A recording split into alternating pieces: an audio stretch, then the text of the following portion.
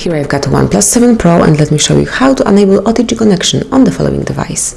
So at the very beginning you have to open list of all applications, then find and select the settings.